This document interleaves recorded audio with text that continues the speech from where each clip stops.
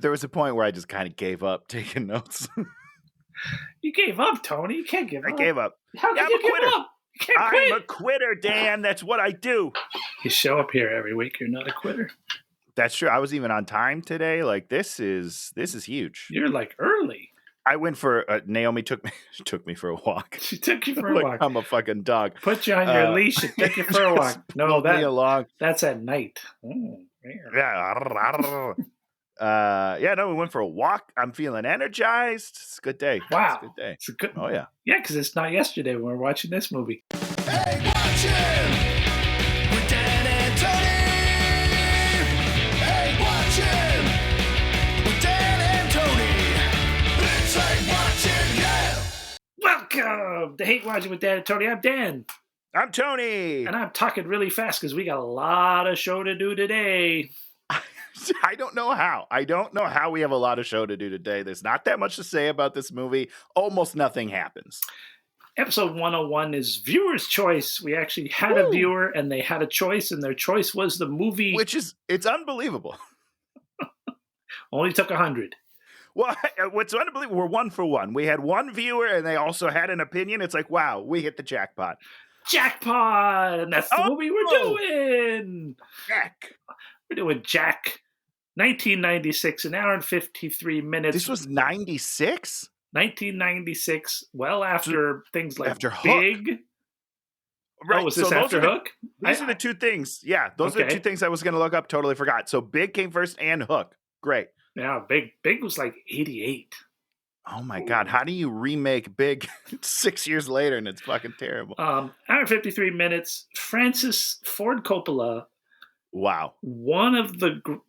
Someone who has directed some of the greatest films of all time. There we go. We're gonna leave it at that. Yeah, that's good. What happened? Happened? He came in to just make this movie, and they paid him money. And I think at a certain point, he needed to make money to pay off wineries and pay off Godfather 3 and all these kind of weird things. Oh yeah, Godfather 3. And so he would. I've never seen Godfather 3. Hey, you know what? You want to hear a secret? Yeah. I've never seen a single Godfather. I hadn't seen 1 and 2 until the past, maybe not even 10 years, maybe 6 or 7 years ago. I finally saw them. They're great. They're really good. You watch them and you're like, oh, these are really good movies. It's not just people being in love with a thing. Puff and smoke. Yeah. It's like you watch, like Godfather 2 is like really good. It's probably the same way, like how everyone feels when they see Sorcerer's Apprentice. Finally, you're just like, wow, this is a very great film, very solid performances, directing, effects. Amazing. Jay Baruchel, you go at it. Jay Baruchel. God, I love that guy. So we're doing the movie Jack, and some viewer had seen us do the other Bicentennial Man, and so we're like gonna do Jack. It was like you think this movie's bad? Hold my beer. This movie worse than Bicentennial Man. But that's because Bicentennial Man's pretty good. It's not terrible. It's okay. Great love story. This movie, not a great love story. I'll just say that. This movie is if you took the movie Mask, interesting, and had him not wear makeup and had him make a lot of jokes about it. That's what this movie is. Not jokes. Say a lot of things that could be construed as jokes. I don't remember jokes, but I'm sure you're right. There's one laugh. I wrote down the one laugh in the movie. Oh, good. Because I don't remember it. You'll have to remind me. This is the way. I have 2 things that I want to say before we begin the movie, and then I'm done.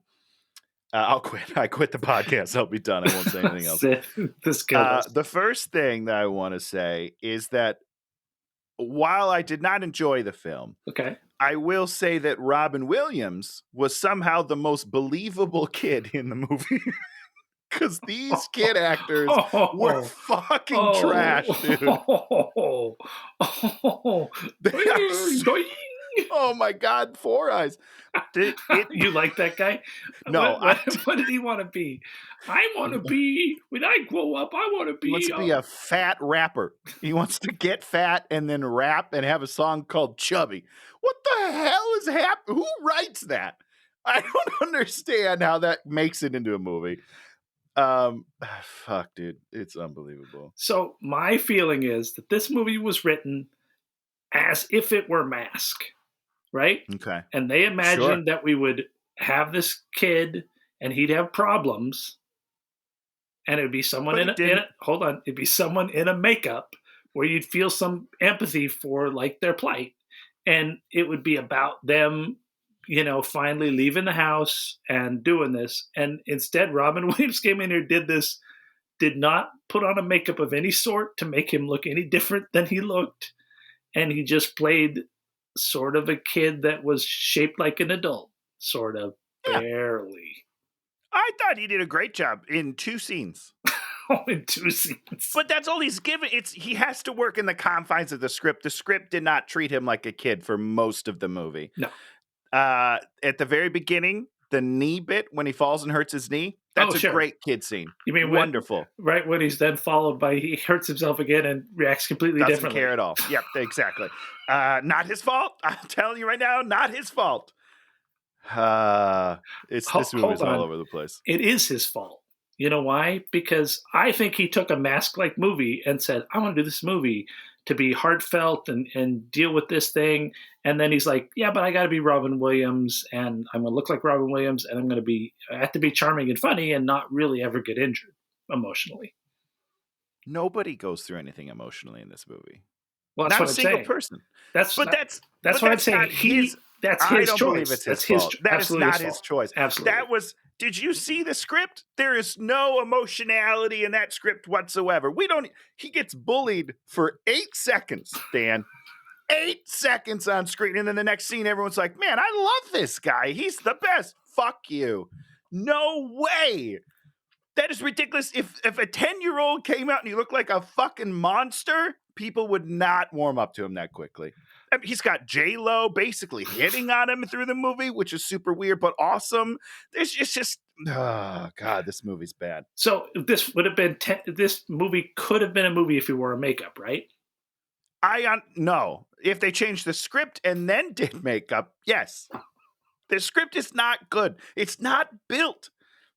I don't know. There's no, there's nothing. There's nothing here. This movie is nothing. So the setup is let's start the movie. We start the movie. Start the movie already. So we're at this Halloween nightclub, and people are dressed in like these costumes that people don't ever wear. Like this is the greatest costume party of all time. These costumes are beautiful. I've been to a lot of costume parties in my day. I've never seen anything like this before in my life. The people are like, this is legit. Diane Lane's dancing around, Wicked Witch of the West. She's beautiful beyond comprehension. Oh my goodness. She's stunning. I don't always jump on that bandwagon with you, but today, Dan, whoa. She is beautiful. She's beautiful. She's dancing around, and these 2 women are sitting there like, how fat she is. Look at how fat. She's so fat. Where does this movie take place? Is it in New Jersey? I don't know, but there's a kid with a New York accent through the whole thing. So maybe it's close. I don't know. None of the main people have any accents. No. Just all these sort of peripheral characters that are caricatures of human beings. Yeah. Yep. So she goes into labor, even though she shows not at all. And we're just so I have a lot of questions about the aging because it's worse than Benjamin Button, I think. Yeah. Which is tough to do. But so he grows very fast. So shouldn't she be full term fat? What do you mean pregnant? Not fat. Sorry. Yes. I'm with the ladies. Well, see, this is the thing. I meant to go rewatch this part of the movie. Okay. They wanted this movie to be a fantasy, because they don't give him the real disease, right? When they talk to the doctor, they're like, well, here's the real disease. He has that. There's diseases that are similar, but it's not that, so don't worry. Yeah. And so we basically give him that disease, but without the makeup, which is what they're supposed to have in this movie. And so he doesn't have the disease. So I think to add to the fantasy element, someone, probably Francis Ford Coppola or Robin Williams, said, "Oh, let's just make her have me born. Why are you gunning for Robin this whole time? You think he's got autonomy over this movie? I don't believe it. You don't think Robin Williams in 1996 had autonomy over movies? I don't know. I don't know what else. I don't know what else he had done at that time.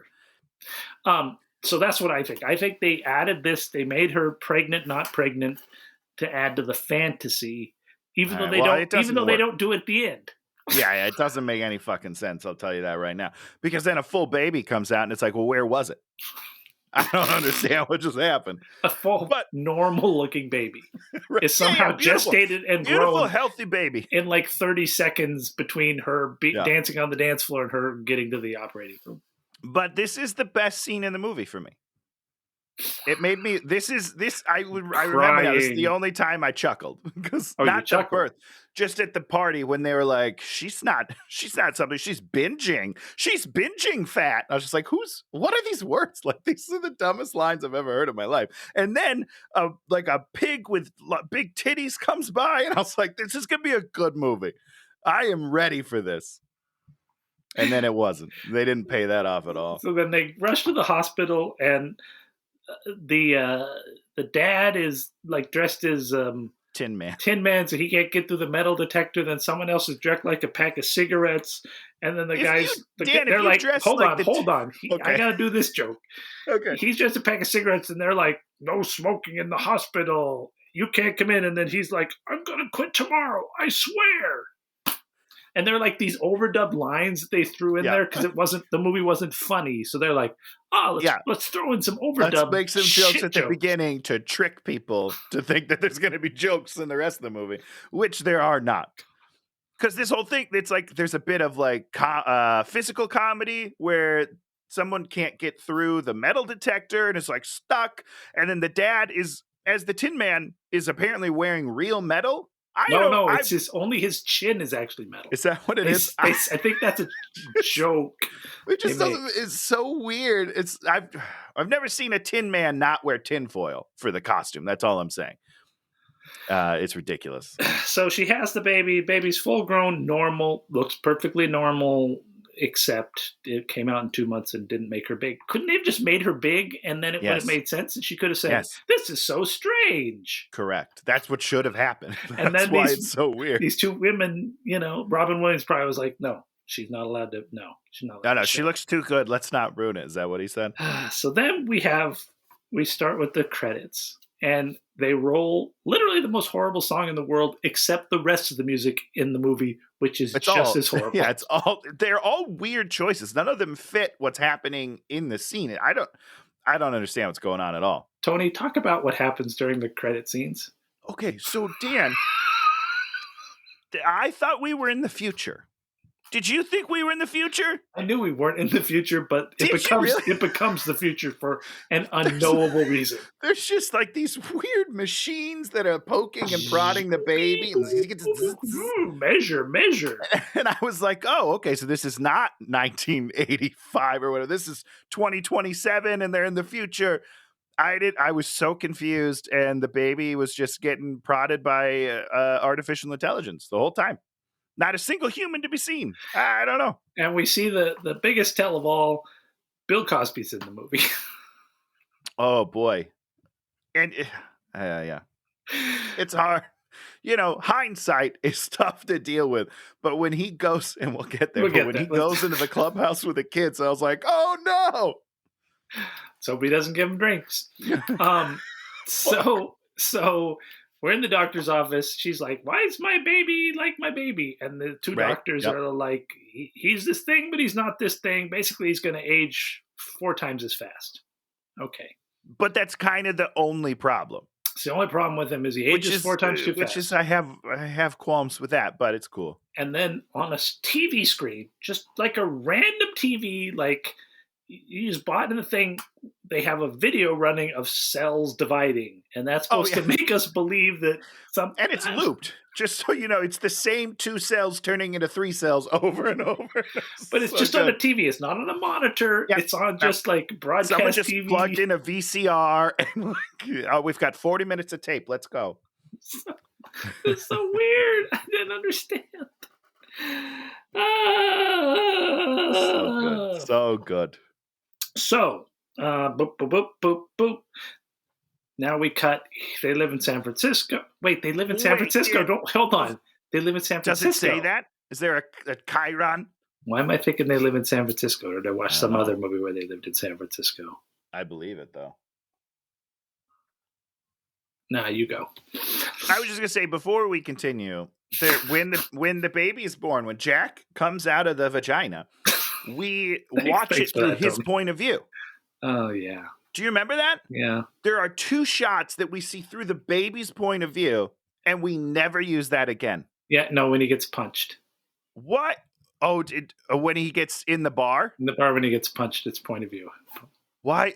Then what are we doing? Why are we setting up this weird device that we're not going to use properly? I don't know. I thought it was very strange. Francis Ford Coppola at times decided he had to direct, which meant placing a camera in a location. He only showed up to set 3 days. Okay, the rest of the time he just let them do whatever they wanted. Every once in a while, we have these shots that are in the gutter, and we see him like walking along things, and they're just like these really I don't know if inappropriate, but they just don't fit. They're inappropriate for the movie. It's not like dirty inappropriate, but they just don't fit in this movie. Oh, they're going to shoot up all the ladies' skirts. You're creepy. So we have like the 4 kids that are going to end up being his best friends forever. Which is too bad, because when they first showed up, I was like, I hope we never see those kids again. And then we did. And they're like, oh, the freak lives in this house, and they never see him. And then there's freak music. Oh, and he's making noises. Oh, I'm a freak. And then he dips this rubber eyeball in slime and then throws it at them. And they're all like, ah! It is the least scary house that there ever was. Yeah, no, it's a cute suburban house. I really like it. Yeah. I would love to live there. And the kids pick up the ball, and they just sort of look at it, and then they leave. Well, because it's nothing. Again, it's just like, it's not like it looks like a real eyeball or something. It's just a giant squishy ball. I don't know. So Bill Cosby shows up, and he's his teacher. And so Bill Cosby goes upstairs, and he's tutoring him. And, then we did the falls down, and he cries. Oh, wait, he falls down and cries. And then then he pulls off Bill Cosby's pants and says, I can see your butt. Yeah. It got weird quick. Yeah, because I really like the scene where he falls down and he's like, oh, I'm hurt. And then Bill Cosby's like, well, I'm going to have to chop it off. Because it's the things you do. It's the one time we honestly treat him like a kid. And then we immediately ruin it with a weird old man anus joke. Do 10-year-olds fall down and cry like they're 4-year-old babies? No, but younger kids do. Let's talk about you at 10 years old, Tony. Me at 10 years old, I was a badass, Dan. Okay, but ask away. Yeah, I wanna understand, because I was trying to think back. For me, that was like 1975. We're just getting ready to go see Star Wars. We're like, and this, I'm old, so you were probably even more developed at 10. You were probably like dating ladies and like, smoking cigarillos. I had all sorts of girlfriends. My sister had this friend.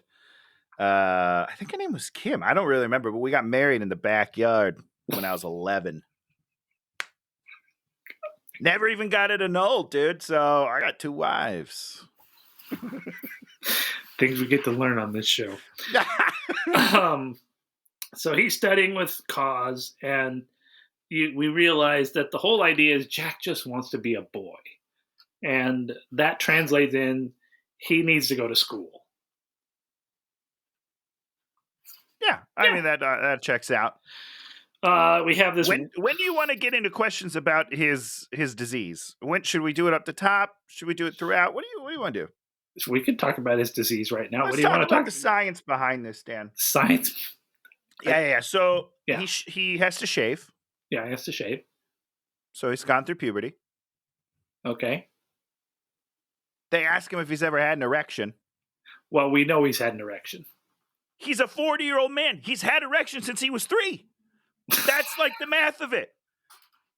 He's like an old pro at this point. And we don't.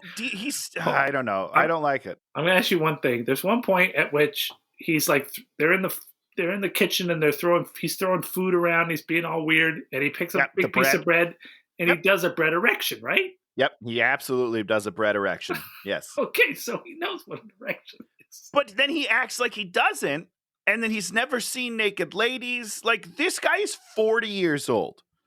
Okay, by the time I hit 40 in 3 years, I will have seen at least 3 naked ladies in my life. Okay, they don't do it, like, they don't treat it real. And that bothers me.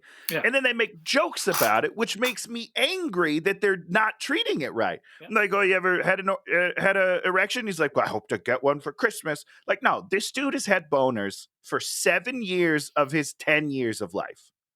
We don't talk about that at all. Yeah, because that was the script they wrote. And then Robin Williams came in and is like, I got to make a lot of boner and fart jokes. So he wants to go to... I just love that you're blaming everything on Robin. He can't fight back. This poor guy. So they're having their wacky game of Marco Polo with like flashlights. And it's an intense game. What does Dad do during this game? He's downstairs doing something, and then he bangs on the ceiling. Is that what he does? He's doing his photography. He's developing photos.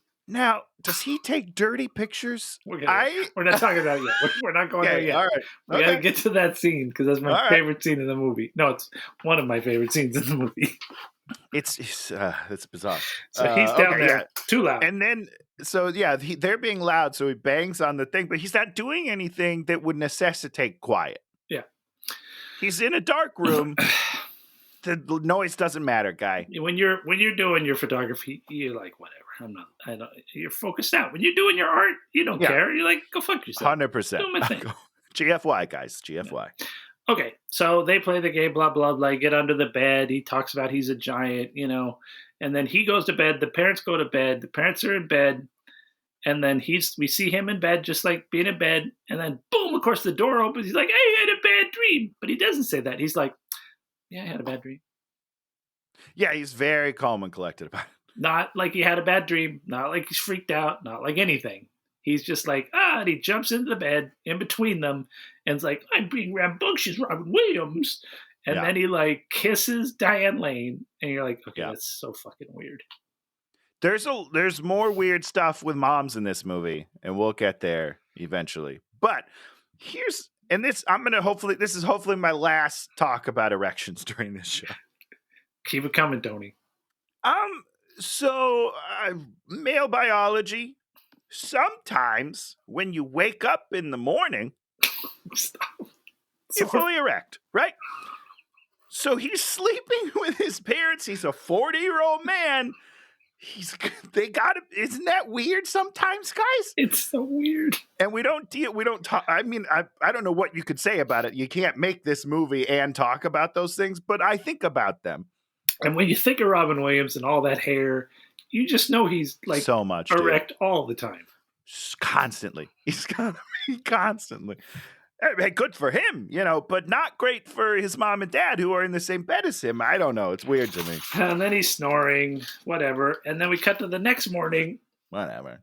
I think it's the next morning. He's in his own bed, and now he's going to school. And they pack him. Maybe the dad carried him over because that's what you do with kids, right? Well, and like now he's going to school, and like we don't establish the school. We don't get them ready for this. We don't know if they've done this. We don't know anything about what's happening. That's pretty much par for the course for this movie, Dan. We skip over a lot of stuff. So he gets there, and there's the principal, and the guy's like, I'm Mr. McGee, and he's like, Mr. Magoo. Great joke. Mr. Knocked McGee. it out of the park. Knocked it out of the park. And then he says something. He says, that's humongous hecka cool. Now, Tony, do you think hecka cool is the new Bangarang? No, but I did keep waiting for them to say Bangarang in this movie. When all the kids are outside and they're like calling for him, I was like, someone has to say Bangarang. Somebody has to say Bangarang, and that's what gets him outside. And it never happened, and I think they missed a great opportunity. So he goes to his class, Mrs. Marquez, talk about his teacher, Tony. I mean, what's to say? J-Lo, whoa. Very sweet, a good teacher. Seems like a really good teacher. She seems to care, and I will say it. I will say this right now. Seems like she's into Jack. I think she likes Jack. I think she thinks he's cute, and she's probably like, well, he's probably well hung. I think she likes him. And it's J-Lo looking at Robin Williams. She's probably interested at that point. I'm interested in both. She isn't the smoking hot J-Lo she will become. She's very attractive, but she's not the J-Lo she will become. And listen, I don't want to get too deep and get canceled, but she's like the wholesome girl next door J-Lo, which is, I think, better. Oh, okay.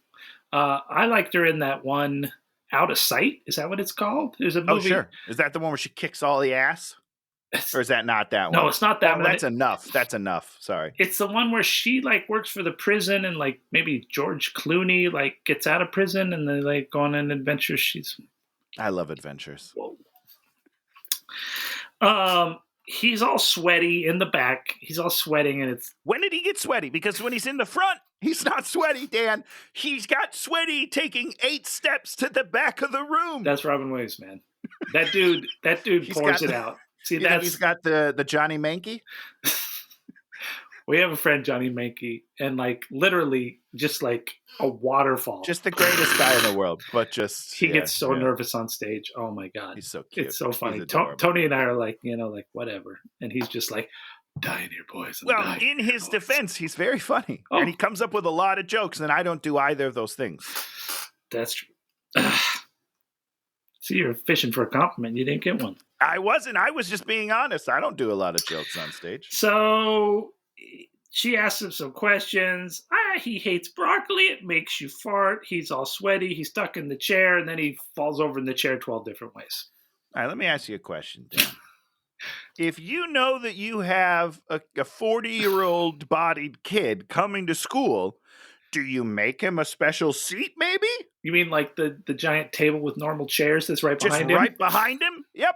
Something like that, maybe. But that wouldn't be wacky. Wouldn't be wacky. Robin Williams wacky. Then just later, he just sits in it normal. Yeah, he fits I don't understand. But he sits in it normal, and then he breaks it too. That's true. No, you're absolutely right. He does then continue to break it, but differently. He breaks it differently. Oh, God. We get to... I wrote, Fatso breaks a chair. Is that what they say? Did the fat kid break? Was there a fat kid that broke a chair too? No. I don't think so. I think it's just him.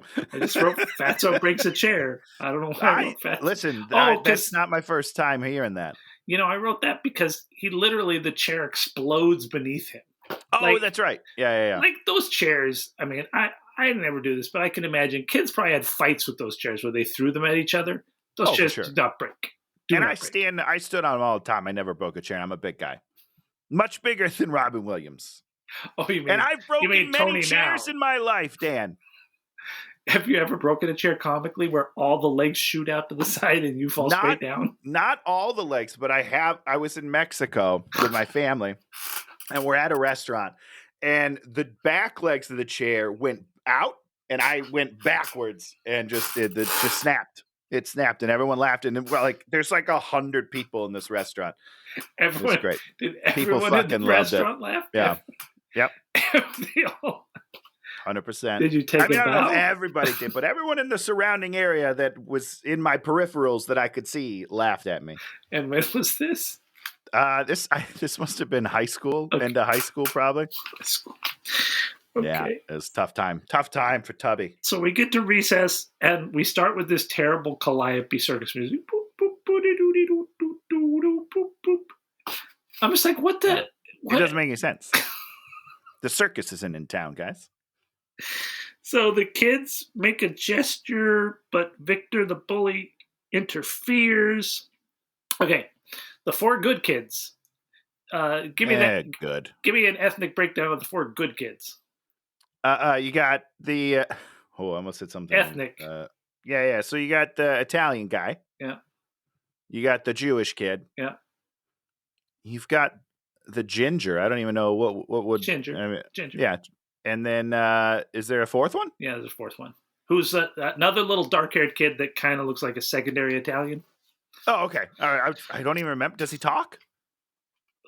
A little. Maybe a little? He's the one who really goes at the Penthouse magazine and the Treehouse. Oh, you're right. Yep. He really goes at it, man. He goes at it.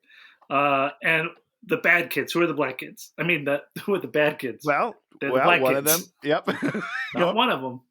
Is there a couple? Oh yeah. I don't. Who are all the bad kids? Is there two of them? Two black kids. Because one of them's a little bit thicker, right? Well, there's the sort of larger black kid. There's a small black kid, African American kid, Hispanic kid, and a fat white kid. Of course, the fat white kid. Token fat white kid with the buzz cut. Oh, that's right. Yeah, you're right. It's like, come on, guys, come on. It's great. Come on. Do you need to? So here's what it is, Dan. Is we're thinking I want to get across who these kids are without having to do any character development, and so I'll just let you lean into your prejudices. That's what they're. That's what they're doing. 1996. It's terrible. They're terrible. Come on, the guys. people who made this film are terrible people. Oh, Jesus. So they're going to go play basketball. So Jack is left there sitting like this, with his legs all crossed underneath himself. And then the two girls come over, African-American girl with glasses. And the glasses girl says he has a receding hairline. Did she say receiving? That's a good joke, and I missed it. Best joke of the movie. And then they go on to roast him.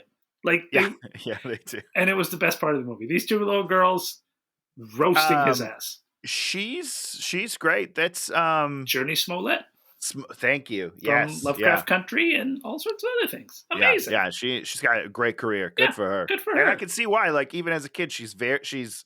Magnetic on screen. She's very funny. And I was like, cool, bring her back more. You're like, these are the two kids I want to see. No, because we see none all of the other these kids can boys. act. It's so, and I understand that kid acting, it's hard, right? Child actors are hard to find, whatever. These two girls are so much better than all of the other kids. They're so funny and they're so different. They have a unique person. They do something, and they do something. They're roasting him. They stand there and they roast him. And they do it in different ways. One of them's snarky, and the other one, it's great. They're great. And he's sad, and the ball rolls over to him, and he picks up the ball, and then they're all like, oh, it's got cooties now. Cooties. Tony, talk to me about cooties. Cooties are germs that generally the other sex has than you. Girls have cooties for me, and then boys have cooties, And I've never really... I think they're using it wrong. Do you think 10-year-olds still doing cooties? I can tell you that my nephew is not. That's a thing of the past. So how old's your nephew? I have one that's 10 and one that just turned 7. Talk to me about the 10-year-old. No, yeah, the 10-year-old. No, not at all. Not at all. He's into it. He's into motorcycles and classic cars and talk to me about this. He's into sports. He's into ladies. He's giving me trouble. So I'm going to talk about this. He's a 10-year-old, supposedly. Does he have any interests? No. Does he have any extended family other than his mom and dad? Not that I'm aware of, no. Is there anything about him that makes him interesting that we should pay any attention to him? Yeah, that he's had boners since he was 3 years old, and we don't talk about it.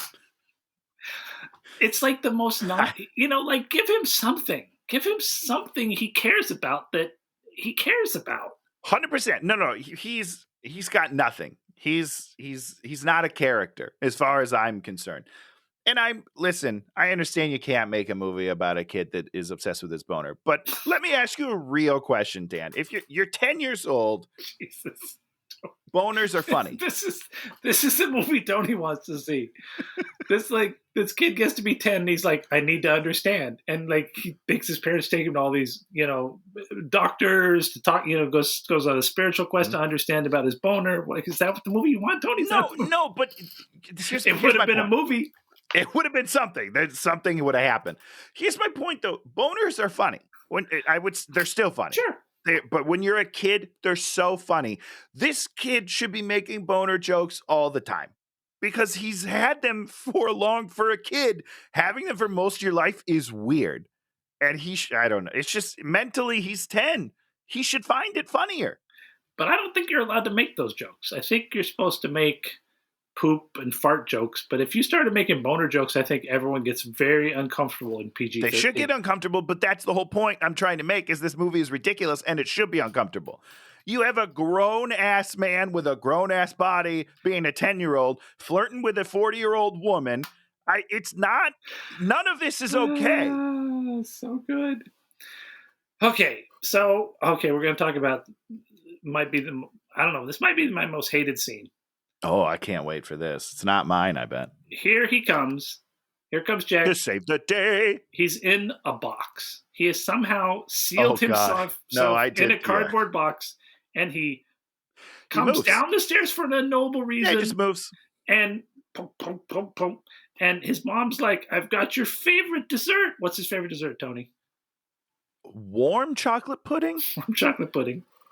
I don't know if I've ever had my mom heat up chocolate pudding. Like, no. When chocolate pudding's just done, when it's just finished, like real pudding, warm. Like made with milk on the stove. Oh my God. No. What year is this? 96. 96? You know what we're eating? Jello pudding. Okay, we're eating pudding cups. We don't have your mom's not making pudding. My mom's making pudding for us. Jello. I mean, come on. He's in the movie. If you start eating the Jello before, like, it's, before you get the thing on there, warm vanilla Jello is pretty good. Oh, so good. You've got the spokesperson of Jello in the movie. Yeah, that's why. You gotta make a pudding cup. He came in there and said, that's his favorite, so you gotta change that. So stupid. She comes in with cupcakes. You gotta change that. You gotta change it. Do it for. So, one more thing about bodies. Sorry. What, are you going back to erections already? No, not erections, just bodies. Okay, do your bodies, and then we'll do my thing. I'm 37, so we're comparable in age, me and Robin Williams in this movie. How old are you? 37? I'm 37. Oh, I know, shit. I'm old as shit. I should lie. I'm 31. Wow. I can't fold myself into a box. My body does not bend that way anymore. Does not happen. You don't think he was in that box? I know he's not in that box. 1,000,000% he's not in that box. At best, this is a box with some sort of moving device, and then he's on a walkie-talkie talking to his mom. This kid is not in that box. Okay. It's not possible. What is that box? It's just like it's a box that, maybe a pirate ship came in. No. Later on in the movie, we see this box. And what's on the box? Do you remember? I have no idea. No, you don't, because you weren't paying fucking attention to the fucking movie. Whoa. Tony. Why are you coming in hot? Me and Robin Williams are suffering your wrath today. There's like stickers on it, like it'd been traveled around the world, part Avion, and there's actual like this box had been around the world. Sure, it's a great box. There's a scene that we're missing that's been thrown on the floor where he puts himself in this box and imagines being shipped to different parts of the world. Sure. And, this is like his imagination box. And there's a whole thing with this that never made it in the movie, but we still left this stupid scene where he comes down the stairs. That's stupid. It doesn't mean anything. It's stupid, doesn't mean anything, and it's physically impossible. Let's just keep remembering that. But it does pay off quite nicely, Dan. You're wrong about that. Because later, Diane Lane is inside the box, and all that we watch for about 4 minutes are just her legs sticking out of the box. And they're like, I don't understand what this is. Francis Ford Coppola is a creep. That's what I'm going to call it right now. Because there's a whole scene happening where she's talking to her husband. All we are looking at are her thighs and below. It's so weird. It's like that scene in Once Upon a Time in Hollywood where it's just the feet. Just the feet. And I mean, that girl's like super hot. And you're just like, okay. I mean, I could imagine if I had the, it's like, see, I'm not okay with it. If I had the ability to make movies, I would, I'd hire certain people. That's what Alfred Hitchcock did. He'd hire Tippi Hedren and have her make out with Cary Grant. Because, he'd watch those dailies like this. Do you think, is this a true thing, or are you making this part up? Oh yeah, man. I know what he did while he was watching the dailies? Of course, I don't know what he did when he was watching the dailies. We both know what he did while he watched the dailies, so I just didn't realize it. But he had a very particular woman that he liked to put in his movies, and like to sculpt and make them look just how he liked. We are creepy. We're creepy. I'll admit it. We're creepy. See, but we admit we're creepy, and we are analyzing the creepiness of. Oh no, I don't mean you and me. I mean we, as in the male persuasion. God, yes. Oh yeah, we're creepy. Oh yeah, I think horrible. Yeah, it's unfortunate. This scene made me very uncomfortable. I mean that scene later in the movie. Okay, I wrote hiding for lunch. J-Lo check in. Okay, so he's hiding in the barrel. J-Lo checks in. They share gummy bears. Yeah. And then I wrote evil girls, Miss Marquez and Jack sitting in a tree. Yeah, because they're singing the song. Kissing. So they're roasting him again. They're roasting him, but they're also calling it out like they see it, because I agree. So now we're playing some more basketball. The bad kid's wearing this weird Black Flag shirt. It says Black Flag in this weird logo, and then it has the bars. Man. And I'm like, I don't understand. How can you use the bars and the name, but use the wrong thing? So you're not paying for it, but you're still ripping it off. Yeah, and that's how you get around it, baby. I'm like, that's bullshit. And of course, punk rock is bad. Oh, go fuck yourself. Yeah, I disagree with that. And then, he ends up in the game. Talk about his basketball style, Tony. Well, he's a fucking cheater, and nobody calls it out. This kid moves his feet all the time. Robin Williams, as an adult kid, moves his feet all the time. He's traveling left and right. He's tackling people. Like, there's so many fouls in this game. And I'm supposed to be rooting. I'm supposed to be like, yeah, he's good at basketball. No, this kid fucking sucks at basketball, and he should be kicked out of the game. And what does he do? He literally, when another kid has the ball, he just goes over there and wrestles it out of his hands. Because he's got 120 pounds on these kids. Behind at one point. Like, he reaches around the kid and, like, bear hugs him. But those are not the rules, guys. It's ridiculous. He should be kicked out. And what's her name is J-Lo's just watching it, laughing. She's loving it. She's just like, and I'm like, you're the adult. Tell them that those are illegal plays. These kids are never going to know how to learn how to play basketball. And of course, everyone's happy, and they all come away loving him because of this, because he's a fucking J-Lo cheater. Getting hot over there. It's totally getting hot. For sure. She's watching. She's like, oh my God. Does he have an erection? Perhaps. He does all the time. Although let's actually be clear, he's 40. He probably can't get it up anymore. So they got to write an essay for J-Lo. What do you want to be? The one kid's, I want to be a gynecologist, and she says, why? And he's like, because of you. This kid is going to be arrested at 15.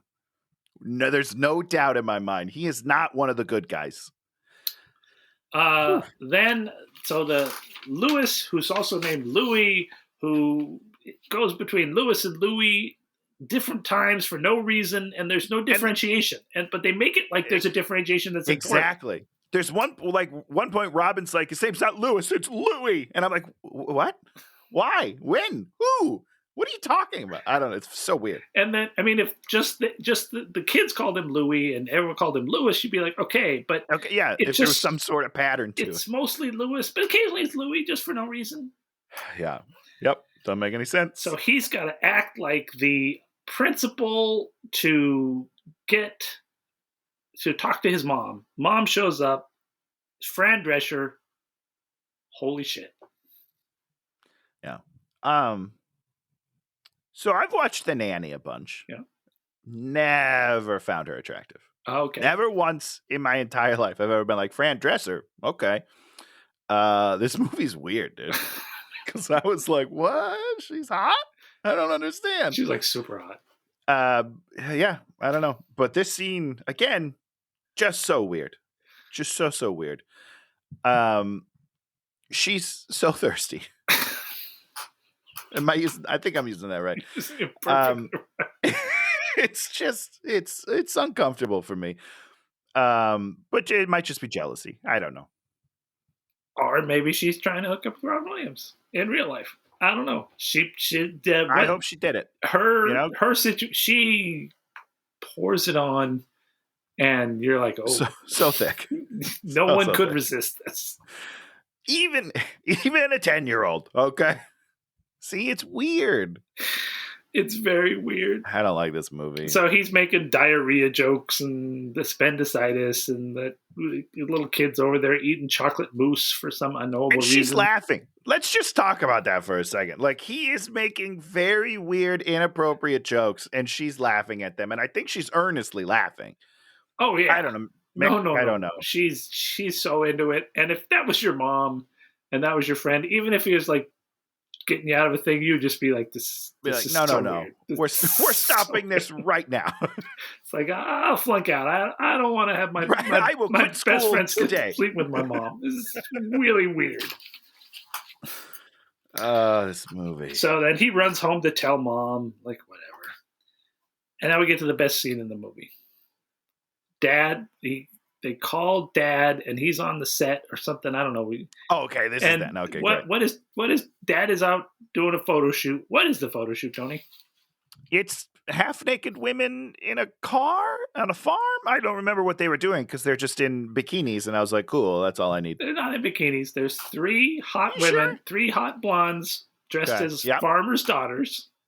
Okay, like scantily clad for no real reason. Yeah. On a gigantic carrot. Oh, full disclosure, didn't even notice the carrot. That's how... Tony, how did you not notice the gigantic carrot? It's because orange. I was shielding my eyes from the inappropriateness, Dan. I was like, can't look at this. How about that? And we're just like, what is... And then we're like told it's for the carrot board or something, or something like that. Weird that Dad was, and I was very confused because I was like, I don't get the carrot joke. But if they're on a carrot, I get the carrot joke. Maybe it's another allusion to boners. Maybe it's all an allusion. This whole movie is just an allusion to his and yet erection. They never make the leap. They never go full boner, and that's their mistake. Always go full boner. So they're talking to Dad, and then he's going crazy, and then he's running around with a big baguette like it's his boner.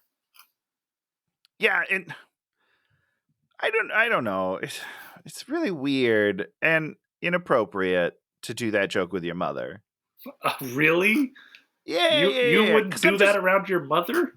You wouldn't, and that's you would not do that around your mother. What's weird to me is their relationship is also sexual. Yes, right? Like, am I crazy? You're not crazy. It's just it's ill-defined. Just like everything in this movie. Who the dad is, what his job is, ill-defined. The mom and the son's relationship, ill-defined.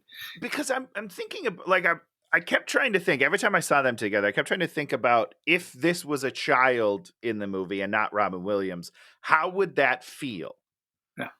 And I genuinely think that it would be weird. She did a decent job of acting like he was her child. Decent job. Yeah. But script-wise, I feel like it's a little weird. Oh, super. I don't know. Yeah. I would love to see the exact same scene played out with a child, and if I get uncomfortable, we know they did a bad job. Okay. Now we're going. He and his mom are playing laser tag, and then Lewis comes over and is like, "Want to come to a sleepover?" And he's like, "Yeah," and then they're both gone instantly, and they both have like sleeping, like, well, he's got like a mattress rolled up, and he has a bag ready to go for a thing that he didn't know was happening. Like, as a kid, that's going to a sleepover for me as a kid would have been like 2.5 weeks of planning. What about you, Tony? It would have been the opposite. It would have been very similar to this, only really? I wouldn't have brought anything. I just would crash on the couch. Tony, Tony just be like, toothbrush, no, I'm out of here. 100%. I mean, usually I would have kids sleep over at my house because I am a mama's boy and I don't like to leave. That's just true. Like, I didn't like spending the night away from my house because I was like, I'm bored. I want all my toys. I want all my video games. Like, what are we doing here, guys? Anyhow. But yeah, I mean, we would do impromptu stuff all the time, but you just crash on a couch and they bring you a blanket, you know? Okay. But I never had a to-go bag ready. Okay. I never had I'm going to run away from home. I might need this bag ready. Like, it was like, probably was sitting next to the door. 100%. For a kid that's never gone and done anything ever in his life. Yeah, I know. Except sit in a box. He's just been waiting for it, Dan. Oh, maybe he kept that in the box. and his body. This box isn't that big. Okay, guys. So we get there, and he's like downstairs. There's like 4 levels of this treehouse. Talk about the treehouse creaking, Tony. Well, it's very inconsistent because it creaks every time he's in it, right? But it creaked less when him and Cosby are in it. It didn't make any sense, and then it collapses. But this doesn't look like an actual treehouse. Nope. Right? No. So what is it, Dan? It's more of this Peter Pan shit kind of location. It's Bangarang. It's No, it's not Bangarang because it's not fantasy. cool. You still don't get what Bangarang means, all right? I will say this world's way less cool than Pan. I will agree with that. Oh yeah, 1,000,000%. So they'll show this shot and nothing will be moving. It'll be like creak. Yeah. Nothing moves. Yeah. Creak. Had we not discovered the thing that we do where we just kind of shake the camera? Is that not a thing yet? I don't know. They do it like one time. Only once. Then like every other time we don't do it. You just have to imagine it's moving in your mind. So they stopped at the store. Where do these kids get all the money they have? Because they can buy anything at the store. I had so many, because there's a couple of trips where he's spending like $15 to $20 easy. And I'm like, where's he get his money? He doesn't have a job. He's not stealing money from his mom, I don't think. And the mom's not giving him money to buy penthouses. Yeah, for sure. No, that would be cool, but not real. So they call him a monster. This is one of the worst things. They're like, you can't let the monster in, the monster. And he's so not monstrous. Correct. Because you don't look at an adult and go, you're a monster. You're like, this is weird. I don't know, man. This is weird is what you would say. And listen, I don't know. This is a very different scenario. But do you remember the Monster Squad? It's a similar scene where Phoebe, the little girl, is trying to bring Frankenstein into the group. Frankenstein. 100%. And they are more accepting of Frankenstein than they are of Robin Williams. It makes zero fucking sense. It's so weird to me. Yeah. When Bill Cosby comes, they don't go, monster. They're just like, oh, an adult. Just like, oh, another old man. I guess he fits in the club now. So stupid. These kids are dumb. The joke you'd be making is how old he is. Correct. Those are the jokes you'd be making. Those are the jokes I was making. Very good, Tony. Thank you. So they get out the penthouse, and the one kid's like, can you get us Hustler and Swank too or something? There's a Hustler and Swank joke also. Yeah. Is Swank a real? I thought that one was made up. I don't know. I don't know anything. I'm sure it died out. The 90s. One of the. Yeah. There were lots of dirty magazines back in the 90s. And they you don't need them. They had it's all free. Yeah. Yeah. What a terrible time we live in right now. Horrible. So they ask him about shaving, and then we get to Tony's most important line of the whole movie that the whole movie's hinged on. Have you ever gotten a boner? Oh, this isn't even my most important line of the movie because they don't deal with it. It would be if they actually dealt with this question, but nobody cares. Nobody cares. Because here's the thing. That means that these kids are also probably starting, some of them, not all of them, but a couple of them probably have boners. And they're like, what's going on? Robin Williams had boners for 7 years, and we don't talk about it. So no, don't move on yet. My most important line of the movie is in this scene, and they're looking at the magazines. Yep. And one of the kids, I don't know which fucking kid it is. One magazine. They're looking at the magazine, and one of the kids, I didn't notice who it was, says, do you think our moms look like this? No, because these women, something about them. But why is that a line that you wrote in your movie? What is going on in your head that you're like, you know what would be funny if I said right now is if he was thinking about his own mother naked. I don't understand why. Is that supposed to be funny? It's very weird. It's so weird. And to me, it's indicative of the whole movie because I also feel like the relationship between Jack and his mom is weird. And at this moment, I started thinking like, oh, this dude wants to fuck his mom. The guy who wrote this movie has an Oedipal complex, and for some reason, we're just letting him make a movie about it. I mean, I got to tell you, one of those kids would have said something about Louis' mom. 100%, and that's fine. You can talk about other kids' moms all you want. We used to do it all the time, you know? You don't talk about your mother that way. You don't talk about your mother that way. You don't do it. I love my mother to death. That's gross. It's weird. It's disgusting. Super weird. So that was the point of this movie where I was like, okay, I can't take anything that you do seriously. I'm out. Okay, so mom is missing Jack, so she's laying in the box, and then the parents are both laying in the box, and sexy legs for about 10 minutes. They have sex in the box. It's very weird. Yep, that's right. That is what happens. Then the girls are there clowning him, and he water balloons them. Yep. Kind of viciously, by the way. I don't know if you were paying attention. Like, one of them gets hit right in the face with a water balloon. I was like, oh, that's a tough day on set. Then it's Halloween, I guess, and immediately, yeah, I don't know. He goes and buys a penthouse and so we candy can't be in Jersey, right? Why, they don't have penthouse in Jersey? Oh, that's right. Halloween? Penthouse banned in Jersey. I don't know if you heard of this. Why can't they be in? Because we don't really go through seasons, weather-wise. Oh, they put pumpkins out. We see pumpkins, right? But the weather isn't changing. No, so it's got to be a West Coast type of deal, right? No. This movie doesn't make any sense, so you can't. It's not like they're like, we gotta do Halloween. Okay, just get us some pumpkins. That'll do. I guess you're right. I'm thinking too logically about the weather. We burned through Halloween so fast. You're right about that. So who's standing behind him in line when he's buying the penthouse and the Pez and the other stuff? I don't know. Who is it? A nun. Oh yeah, no. And she smiles at him as he's buying his penthouse. Yeah, well, because we all know the church. Dirty church. It's all messed up. Okay, so he brings Cause to the treehouse. Oh, I left out the whole thing about eating the stupid food. Ugh. Yeah, it didn't work for me. So then they make stupid food, not unlike Pan, stupid food stuff. Yeah, but it works in Pan because it's like they're having fun. It's about your imagination. This is like, let's see all the disgusting things we can make someone eat and then not deal with the fact that they would definitely either die or throw up at least. Would throw.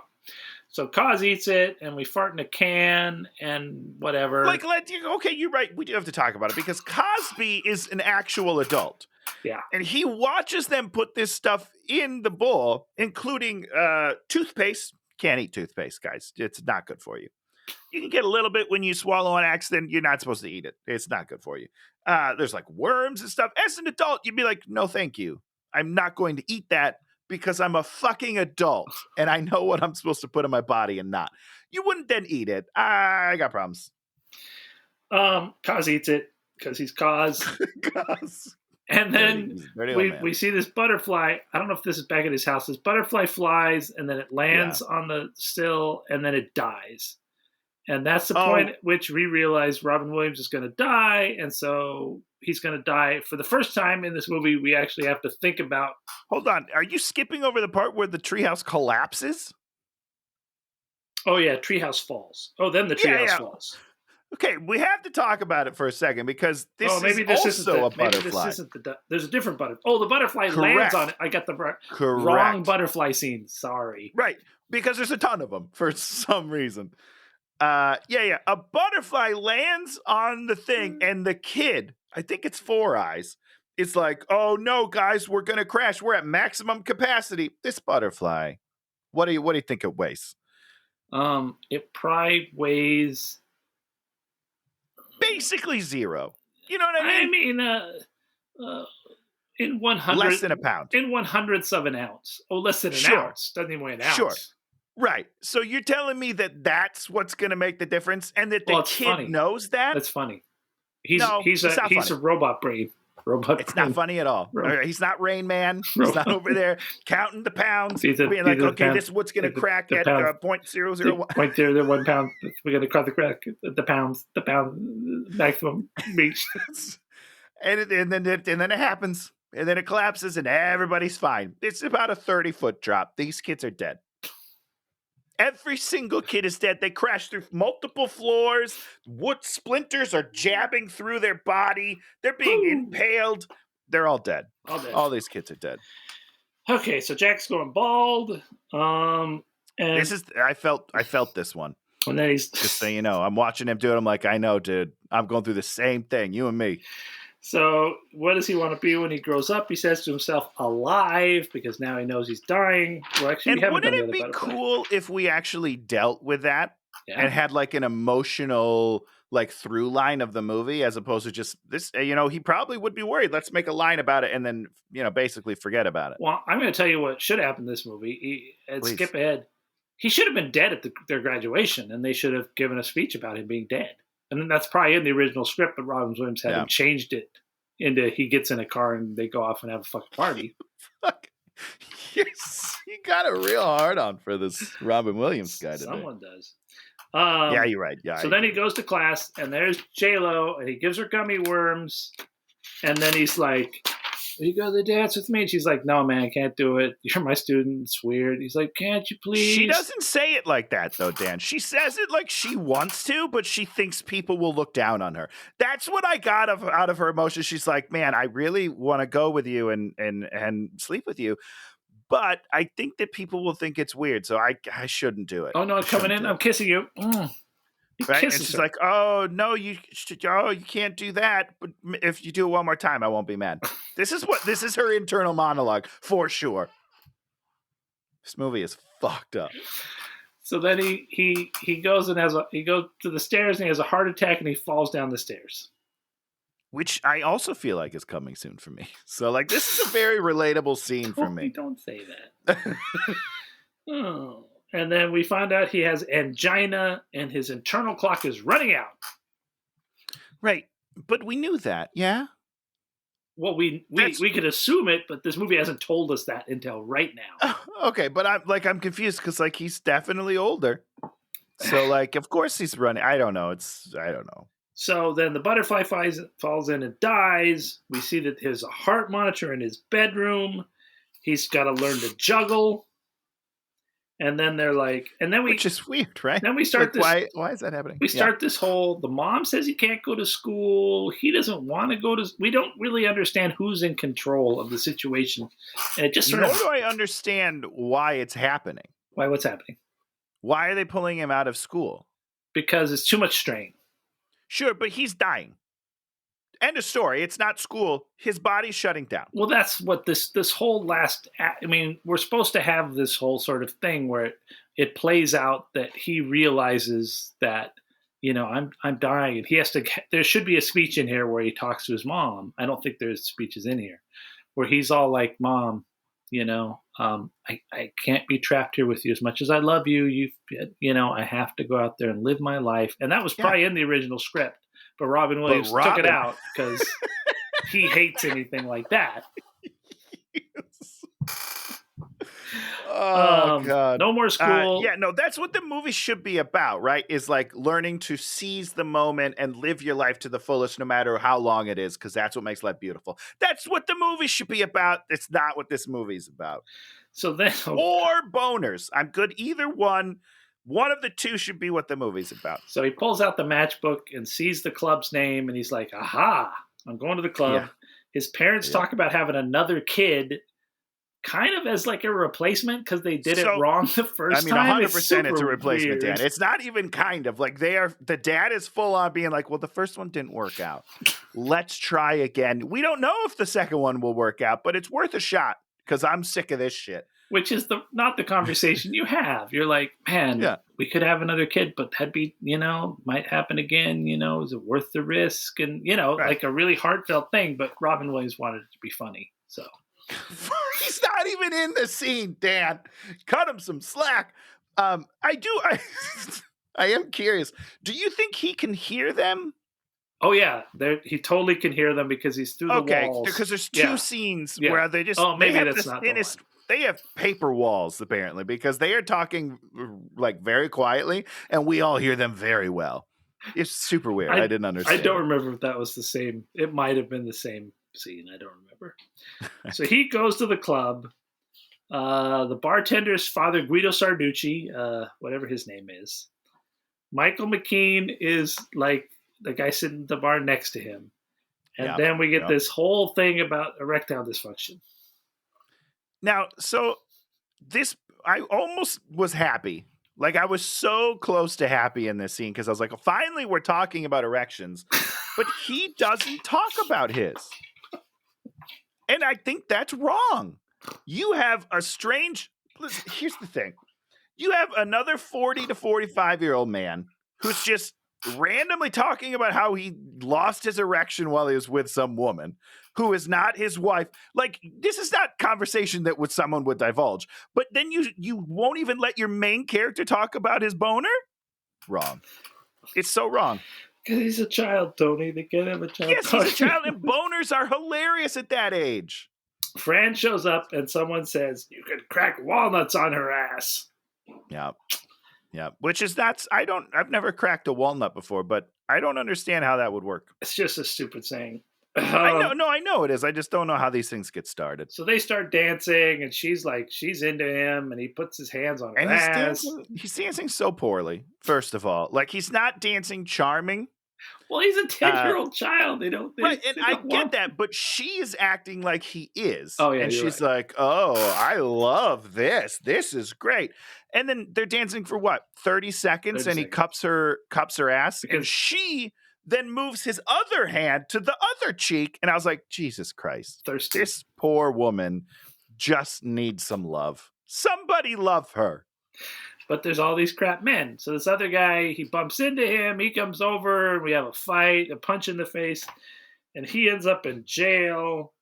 And then Fran bails him out and drives him home and gives him a gigantic kiss. Yeah. But the funniest thing is Fran wins like the hot ladies of this movie. Yeah, and it is weird. You're absolutely right. You got J-Lo and Diane Lane. Diane Lane's still, looking really good. Fran, classic beauty. Fran smokes it. Now, Dan, I'm sorry. This whole show is about boners, and I apologize.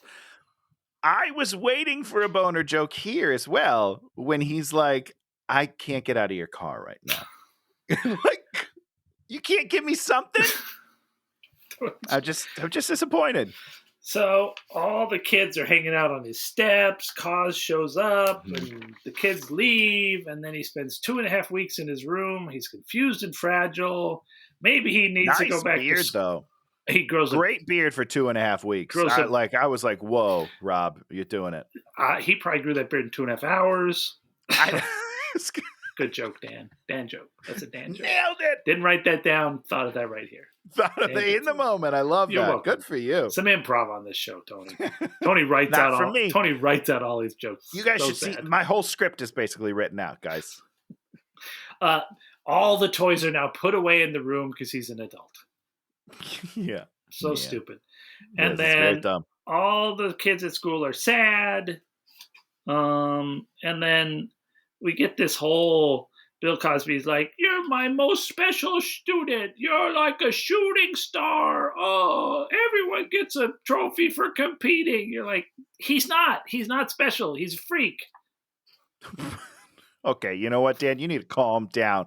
This poor Robin Williams kid. This whole scene is stupid. It's all dumb. Everything that happens in the next 15 minutes is terrible. Lewis goes to the house. Can he come out? And he's in his box. Is he actually in his box at this point? Is he laying in the box or something stupid? He's never in the box, Dan. But his foot pops out of the box. You're supposed to think he's in the box. And then everybody comes. All the bullies, the evil girls, everybody comes and like, "Come out to play. Come out to play. Why don't you come out to play?" And this is when they all should have started saying "Bangarang." I think it would have worked. That's all I'm saying. But here's my problem. What's your problem, Tony? Is that I don't know why he's in the room necessarily, because it started with the mom being like, "You can't go to school anymore," supposedly. But then now he doesn't want to leave the room, even though his friends came over to play. But isn't he sad because he wants to spend time with his friends? I don't know. You don't know? Well, then who am I going to ask? All right, you're the only guy I got here. I mean, what the premise? I mean, let's think about what the premise should be. The premise should be the mom is the guardian, right? So she's the one they have to work through, and then she has to she's just, they just keep coming, and she's just like, and he's just like, and they wear her down. Mom, but he's being morose and weird for no apparent reason. He's not even trying to. We don't even know what he wants. He doesn't want anything, as far as I can tell. Doesn't want toys. Doesn't want anything. And then he doesn't want Fran Drescher. Crazy. And then he just decides what he wants is he wants to go to school. And then he just goes to school. His mom's all of a sudden like, okay, cool. None of this makes any sense to me. Yeah, he just goes to school. And she says, okay.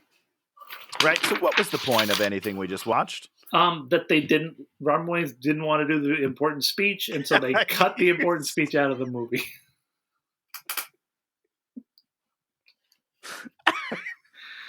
And then there's no way any of this is true. He gets there just in time to not hear Lewis telling the whole story about it. Shouldn't he have gotten to right outside the door? Well, he caught the end of it. No, he did not catch the end of it. Lewis, the last couple words. Yeah. He should have been okay. I'm going to go back to school. He should have been trepidatious, but he runs in there, and Jack has already done his whole speech about Lewis has already done his speech about how Jack's his best friend.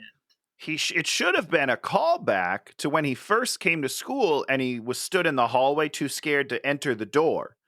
And then he overhears this speech and he's like, okay, it's all good. I can do it. It's all good. But nope. And then he just sits in his chair that's too small, but he fits just fine. And then he breaks it anyhow. And it's the dumbest thing I've ever seen in my life.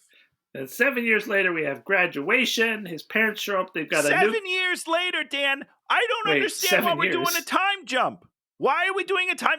The story up till now, not a story. So now we're doing a time jump? I don't care. I'm so upset at this point. It's just like there wasn't a resolution or a problem. And then they're just like, and now we're 7 years later. Who the fuck cares then? Well, if we'd have had the speech about why he needs to be in school. But Robin didn't want to do it. If Robin doesn't want to do it, you're not going to do it, okay? Cut it out. Excise that speech. Okay, Robin, that's a 4-page speech. Are you sure you want to cut it? Yes. More words for Lewis. We need Lewis giving a speech about how great I am. We need his great Eastern accent to just tell us a story. And then I expected there to be a coffin on stage. That was Jack's coffin. On stage? On stage coffin. I really thought he was going to be dead. I really thought he was going to absolutely be dead. He's pretty much dead, you know? No, he's Robin Williams that they've combed some gray into his hair. Do they put him in an old age makeup? No, he doesn't need more wrinkles. He's fine. What the hell do you mean? Robin this is 7 years later. Wrinkles, Dan. Okay. He's a 68-year-old man. He should be dying. He should have this giant forehead, and he should have no teeth. One tooth left. He should be working with a cane. I loved it here. There were greater days of my life. And then he should die on stage. Die. Into the coffin that they had waiting for him. and they look, and there's his erection pointing into the sky. Finally, vindication. So he's like, life is spectacular. And he goes and sits in the back of a convertible, and they drive off to have adventures, and they cue the most terrible music in the world. Awful. Another terrible song. It's so weird. But I think here's what happened, Dan. Okay, they looked for a song with the lyrics "Winding Road" because the road was winding. They didn't care about any of the other lyrics or the vibe of the song. They were just like, oh, this will match the scene. Let's put that in there. It's so stupid. Can we get this? Can we get this cheap? Yeah, cheap. Yeah, buy it. It's basically free. Yeah, it's fine. So I have. First of all, did you not tear up at this? At what? Robin's speech. What speech? It got me, dude. Oh, it got you. Well, of course it got you. Yeah, I was graduating. I cried, man. I was crying. Oh, were you? But then after I cried and he drove away in a convertible, I was like, those guys wouldn't still hang out with him. Because they're in high school now. When you're a kid, you're more accepting of things. But as a high school student... he'd be standing there, he'd be left in the dust. Right?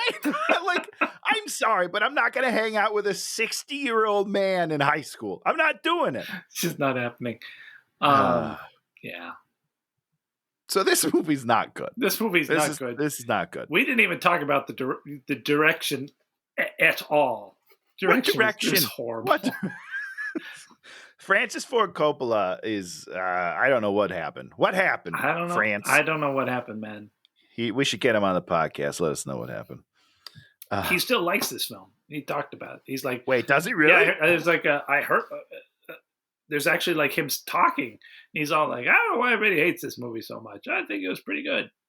Well, it wasn't. No, it's terrible. That's why. It was not a good movie at all.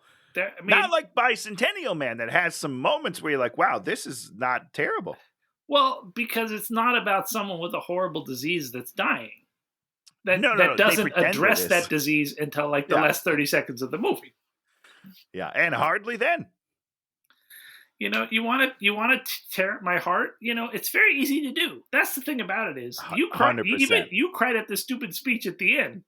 And it wasn't the great thing is it has nothing to do with the movie that came before it. It's just the context of that speech is like, hey, life is short. Because I'm like, oh, fuck, I'm not doing that, man. I am not enjoying it like I should be. Oh. I don't have much time left. And you're right, Robin Williams. Let's do this shit. Yeah. But it was not the movie. Yes. I'll tell you that right now. So if you like excise that, boom. So yeah, terrible production design because no seasons. Terrible directing because terrible directing. Terrible music because terrible music. Yeah, which might be the worst. To me, it's the worst part of the movie. Is the music choices. The music and directing are both equally egregious, and I mean, I hate the and the music was done by like some real guy that did all sorts of stuff and then died. Is it really? Yeah. I didn't even look it up because I was like, there's no way that guy ever worked again. The guy that wrote this, the two guys wrote this. The other one guy kind of didn't really do anything. The other guy, the thing where no law for one day, The Purge. Oh, The Purge, sure. Wrote and directed all those movies. Those are his. So that guy, well, he's made some money now. Good for him. Giant pile of money. So good for him. And I can imagine him finally figured it out 20 years later. Good job, dude. Whatever. I'm sure he made some good bank on this, and that helped him get to where he needed to be, and he got there. So shut up, Tony. I'm just jealous because I don't have anything. Got nothing. I got nothing. I'm in a cardboard box, just like Robin. Mail yourself someplace fun. I don't think you'd fit in that box either. I would not. A 40-year-old man doesn't fit in a box anymore. We just don't bend that way. Okay? Stupid. Anything else to say about this pile of junk? We have said way more than I thought we were going to be honest with you, because I have nothing to say about this movie. And thank you, viewer, who chose this movie, because this movie was terrible, and we appreciate it. Good choice. Do you have their name? Can we give them a shout out? It's on It's on the YouTube. Wait, hold on. Let me go. Let's get it. Tony, talk about something, and I'll look it up. All right, here's what I'm going to talk about. Let's go back to Bicentennial Man. What a beautiful love story. I don't care if you don't like the movie. I thought about it more and more as we watched this movie. Robin Williams, despite what Dan says, not the problem. He's got childlike wonder, and he's got a good soul. I can tell. And you got to give him better movies. You have to get him better movies because he's a talent gone too soon. And we never really gave him the right platforms. That's how I feel about it. I mean, Hook's great. So you're telling me it's our fault, Tony. It's yours specifically, I think, because Grandpa Jack. Oh my God, that's his name. Do you think he made that name just to comment on this video and make us watch Jack? No. But he's I hope they did, just for the record. So Grandpa Jack, this one's going out to you. Thank you so much for the suggestion. You nailed it. The last thing I was going to say is, because we talked about it very briefly, is that this movie is like someone watched Big and was like, what if that was the whole story? What if he's always big? Isn't that interesting? And it's not. Well, I think this person they saw Big, and then they read a story about someone that has this aging disease, and they're like, how can we do that? And, they probably saw Mask too, and they're like, oh, we can do this. And they pitched that. And you didn't. And then Robin Williams bought it, and then Robin Williams was like, but it'll be wacky, fun comedy. And they sat down, and they're like, okay, I guess. Poor Robin Williams. This guy... He doesn't deserve this, all right? No. He can't catch a break. I mean, have you seen Good Will Hunting? He has some depth to his soul. And there are a few times where he did some acting. He can act there's certain kind of thing that he can act really well. He can be very soulful, and he can be, like you said with the speech at the end, he can give a speech like that. Yes, he can. Because this guy has pathos in his life. He's, he went through stuff, and when the drugs weren't flowing freely, he could focus. Yeah, but when they were flown freely, boy, could he tell a joke. Woo. Yeah. Okay. So now is when we talk about something we like this week. I'm just going to go with the Netflix Sandman trailer. We got Sandman coming. Ooh, yeah. Like, I'm excited. Come on. All the stupid people are all like, you cast Lucifer as a woman. Oh my God. What am I going to do? Hopefully shut up and not watch anything ever again, you idiot. That's what I would say. Go dropkick yourself. Wait, you were supposed to go first. Tony, tell us about something you like this week. Oh, I'm so sorry. Okay, well, mine is not a visual medium. Well, I guess it is. Mine's a video game, Dan. Of course it is. Years and years and years in the making. What are you doing? It is called Teenage Mutant Ninja Turtles Shredder's Revenge. Oh, Shredder's Revenge. And it is a throwback to the side-scroll beat-em-up TMNT for like the arcade and Super Nintendo, and then Turtles in Time after that, which is one of my favorite games of all time. And this game fucking rips. It's so good. It's got online multiplayer, so I was playing with my buddy for like 4 hours last night. It's it's a treat, dude. It's so much fun. Wow. I mean, I can imagine side-scrollers. It's a smart move. Very fun, and it's like because they're easy to pick. Anyone can play it. So like, I'm gonna get my brother to buy it so I can play with my nephews, and it's gonna be great. I'm very excited. It's gonna be great. And I tried watching the new Melissa McCarthy show on. God's Idiot or something. What happened? Is it bad? What happened? It's so bad. It's so bad. I still haven't watched Thunder Force. I gotta do that Thunder first. Force. No. How far did you get? I watched all of them. I watched like the whole first episode, and then I watched parts of many of the other episodes, and it was just bad, huh?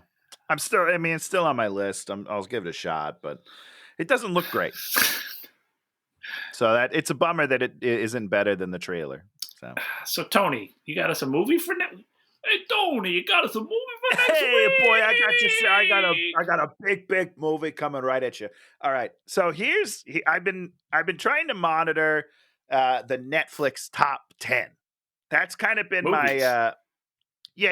Movies. Okay. And there's been one movie that came out. I think it came out like a week ago now, maybe 2. And it was number 1 for a while. It was a smash success. Chris Hemsworth makes an appearance, and he produced the goddamn thing. This is like a passion project. His wife is the star, and it looks like the worst movie I've ever seen. If you said, Dan, I will give you $1,000 if you tell me what this movie is, I'd be like, I'm not going to fall for that because then you're going to say it, and then I owe you $1,000, and I don't have it. Tony, say it. I don't have it. Come on, Tony, say it. Do you want me to bet you? Yeah. Well, I'll tell you what. I will give you 3 koosh balls if you can tell me the name of this movie. I have no idea what this movie even is. The movie is called Interceptor, and I've never heard of this movie. I was just on Netflix. Did you go to the top 10 movies? I don't know. It was number 1 for like a full week, and now it's down to like 7 or 8 last time I checked, but it's still up there. Interceptor. Is it an airplane Interceptor. movie? It's not airplane. It might be space. It's hard to totally be sure, but it looks similar to like a Die Hard situation where she is the only person on board, whatever this thing is, and there's bad people coming in, and she's got to kick all their asses. Oh no. It's not our normal fare because I don't think it's a big budget movie, but I have to see it, and this is my best excuse to see it. Who's Chris Hemsworth's wife? Well, her name, I'm glad you asked. Her name is Elsa Pataki. I might be saying that wrong, and I apologize, Pataki. Elsa. Isn't that somebody else named Pataki? Oh, no, that's like a Governor Pataki, I think. Did you say gum? Governor. Oh, Governor. Governor. Like, there's a gum named Pataki. There's a gum. Pataki. She's in the Fast and Furious franchise as well. She's one of the lady cops that's like with The Rock. haven't seen. You know, I saw the gotta one. Watch more Fast and Furious. I saw the one where they pulled the safe behind the cars. You know, that giant safe. Okay, that was a long time for ago. 1,000 miles. It was like, yeah, it's a great scene. How do you do it? Yeah, I was like, you never do any better than that. Well, boy, Dan, they went to space, bro. They went to space. Oh my! I shouldn't have ruined it. You got to watch. You just got to watch them all. Space? Yeah, they do. No. It's incredible. No. 100%. Anyhow, so she's in that. It's called Interceptor. It's on Netflix now, and we're watching it, baby. Is that really a real movie? Yeah. What do you mean, really a real movie? It's a real movie. Just like the Melissa McCarthy show's a real show. Oh my God, Ben. Well, it's out. They should take Ben Falcone's word processor away from him. Is that her husband? Yeah. Did he write it? Yeah. Got it. Okay. It's sad. Did he write Bridesmaids, or was he just in Bridesmaids? No. Annie Mumolo and and I think Kristen Wiig. And Kristen Wiig. I think they're like writing partners. I think they wrote it together. Okay. I know he's in it. I don't know. I mean, I'm sure that they just sort of gave Melissa a framework when she came into Bridesmaids, just like go for it. Yeah. But it's like this thing. It's like when you try and do that, like in a real movie, and you write those things, it just becomes really weird. It's like, oh, remember when you did this thing, and then they do 2.5 hour monologue about a funny thing that happened once. You're just like, yep. Not funny. Stop it. Stop it. Not funny. Not funny. Interceptor. I gotta have to find out what this is, Tony, because I'm not quite sure. I'm not quite sure I believe you. Good old Netflix. There's a bunch of articles on it too. Miss Pataki. Okay, hold on. Real quickly, this is the I'm on the page of the Google. Like I Google searched this movie. What page of the and Google? one of the articles that came up is Interceptor director just as confused as everyone else about being number 1 on Netflix. So now I have to see this movie. Interceptor director. Maybe we can get him on. Maybe we can get him a special guest. Oh God, yeah, we'll reach out. We'll reach out. Yeah, I'll have my people call his people.